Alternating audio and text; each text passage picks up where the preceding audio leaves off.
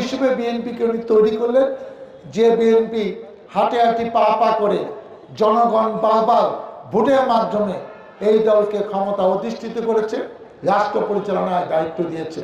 এবং তার জানা যায় যত লোক শহীদ হয়েছিল 30শে মে 1981 সালে শহীদ রাষ্ট্রপতি জিয়াউর রহমান মারা যাওয়ার পরে, বাংলাদেশের ইতিহাসে তৎকালীন সময় এত লোক জীবনের বাংলাদেশের মানুষ কখনো দেখেনি।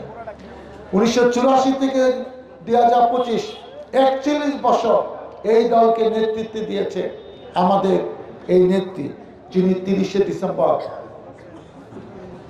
না ফেরার দেশে চলে গেছেন। তার নেতৃত্ব, তার মানুষের প্রতি ভালোবাসা, সঠিক সময়ে সঠিক দায়িত্ব, এবং বিশেষ করে কখনো কোনো আপোষ করে নাই অন্যায়ের বিরুদ্ধে, কখনো কোনো মিথ্যা কথা বলে নাই। মানুষ তাকে যে কি পছন্দ করত, একটি দলের নেতা, দলের চেয়ারপারসন যখন ইনি অসুস্থ, আমরা দেখলাম সে বাংলাদেশে অভিভাবক, সবাই তাকে মনে করছে যে তার মতো নেত্রী এখন বাংলাদেশে খুব প্রয়োজন। এমন কোনো মসজিদ মাদ্রাসা নাই, এমন কোনো সংগঠন নাই যারা অসুস্থ থাকার সময় তার জন্য দোয়া করে নাই। আমরা তো দলের নেতা কর্মীরা করেছি, অনেকে ব্যক্তিগতভাবে নামাজে তার জন্য দোয়া চেয়েছি, প্রত্যেকটি রাজনৈতিক দল তাকে দেখতে গিয়েছে, তার জন্য মিলাদের ব্যবস্থা করেছে, তার জন্য স্টেটমেন্ট দিয়েছে।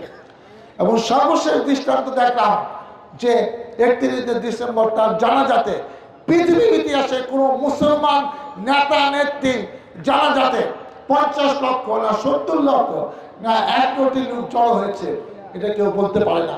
এরকম নিদর্শন, এত ভালোবাসা আমরা অতীতে কোন পৃথিবীর মধ্যে কখনো কেউ দেখে না জানাজাতে।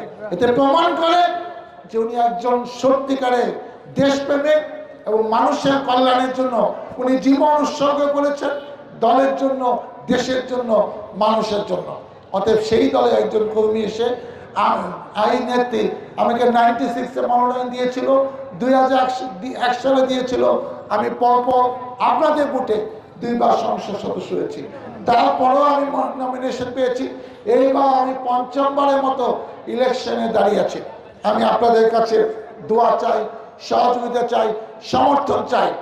আপনাদের ভোটে নির্বাচিত হয়ে মাদক মুক্ত সাভার আশুলিয়া, চাঁদাবাজ মুক্ত সাভার আশুলিয়া, সন্ত্রাস মুক্ত সাভার আশুলিয়া, যানজট মুক্ত সাভার আশুলিয়া আপনাদেরকে সাথে দিয়ে দলীয় নেতাকর্মীকে সাথে নিয়ে যেন বাস্তবায়ন করতে পারি। মহান আল্লাহ তাআলা আমাকে যেন সেই তৌফিক দেয়। আল্লাহ হাফেজ। বাংলাদেশ জিন্দাবাদ। তারেক রহমান জিন্দাবাদ। শহীদ জিয়া হোক, খালেদা জিয়া হোক।